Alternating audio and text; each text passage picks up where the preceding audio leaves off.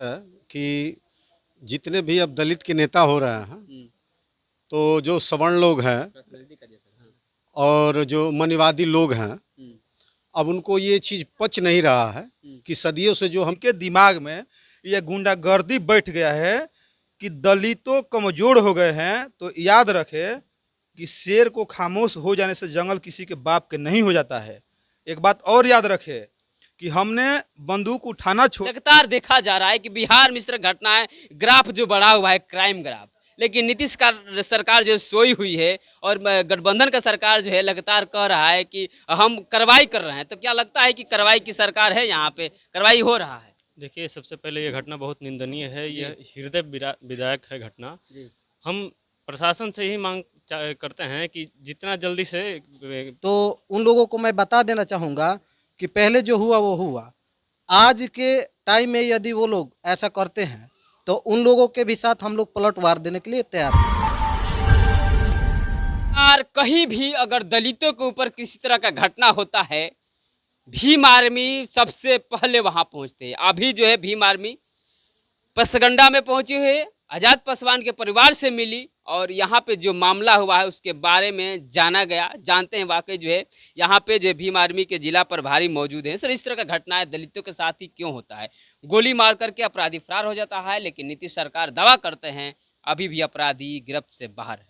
देखिए, सबसे बड़ी बात है कि जितने भी अब दलित के नेता हो रहे हैं, तो जो सवर्ण लोग हैं और जो मनीवादी लोग हैं, अब उनको ये चीज़ पच नहीं रहा है कि सदियों से जो हमने शोषण किया, सदियों से अपना दबदबा रखा, अब ये गरीब गुरबे जो है, निम्न जाति के लोग हैं, अब ये खड़ा हो रहे हैं, अपने हकूक़ को मांग रहे हैं, अपने अधिकार को समझ रहे हैं। अब इनसे ये पच नहीं रहा है, तो ये दलित नेताओं की हत्या करने पर तुले हुए हैं, लोगों को शांत करें। तो मेरा प्रशासन से यही अपील है कि प्रशासन इस पर ध्यान दे। अभी जैसे कि हमारे सुरेश आजाद जी जो जिलाध्यक्ष हैं, उन्होंने डीएसपी से भी बात किया कि आज़ाद साहब के घर पे सुरक्षा व्यवस्था की जाए। यहाँ काफ़ी डरे सहमे लोग हैं और उन अपराधियों को तत्काल अविलंब गिरफ्तार करे, अन्यथा भीम आर्मी फिर आंदोलन पर उतरेगी और इसका खामियाजा प्रशासन को और लोगों को भुगतना पड़ेगा। इसलिए हम यही अपील करेंगे कि जो आज़ाद पासवान के घर की सुरक्षा व्यवस्था की जाए और उनके जो भी कातिलाना हमला जो किए हैं, कातिल लोग हैं, उनको जल्द ब जल्द अरेस्ट किया जाए और इनके साथ न्याय किया जाए। देखिए, भीम आर्मी वाकई में जिस तरह से जानी जाती है, आंदोलन के लिए ऐलान करके आंदोलन करती है और ये तो अपनी समाज की बात है। आज़ाद समाज के जो भी अभी जो है पासवान जी के घर पे हम लोग जिस तरह से अभी आज़ाद समाज पार्टी के जिला अध्यक्ष मौजूद हैं सुरेश आजाद जी, लगातार दलितों के ऊपर हमला होती है, अपराधी फरार हो जाता है, प्रशासन सोई रहती है, मुख्यमंत्री दावा करते हैं, सब फेल हो जाते हैं। इसका कारण क्या है बिहार में? देखिए, इसका कारण यही है कि सरकार पूरी तरह से भ्रष्ट है, निकम्मी सरकार है। सरकार अपने मिशन से फेल है और यहाँ का पुलिस प्रशासन भी है, वो भी भ्रष्टाचार है, घूसखोर है।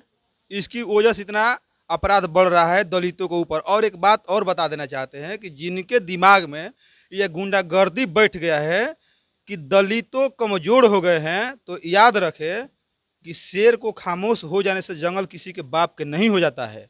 एक बात और याद रखे कि हमने बंदूक उठाना छोड़े हैं और गोली चलाना नहीं भूले हैं। याद रहे वो गुंडे लोगों के, जिनके दिमाग में हमेशा चलता है कि हमने गोली मार देंगे, छुरा मार देंगे, हत्या कर देंगे, लेकिन उनकी औकात नहीं है। उनकी माँ ने नहीं दूध पिलाई है कि दिन दे के, समय बता के, जगह बता के गोली चला ले। ना किसी सामंतवादियों की औकात नहीं है। मैं चैलेंज करता हूँ आपके चैनल के माध्यम से, कभी भी किसी सामंतवादियों को, पूरी जिला भर में किसी सामंतवादियों को औकात नहीं कि सामने से गोली चला दे। वहीं महापुरुषों के ऊपर भी ये छल कपट किए हैं और हमारे जो समाज की आवाज़ उठाते हैं, जो समाज के लिए लड़ते हैं, हमेशा उनके टारगेट पर लोग रहते हैं कि इनको कब गोली मार दिया जाए। लेकिन सामने से मारो, सामने से आओ, कहो कि तुमसे दिक्कत है। अगर हमसे दिक्कत है तो आओ, कहो कि तुमसे दिक्कत है, हमने तुमसे निपटना चाहते हैं, हम निपटने के लिए तैयार है।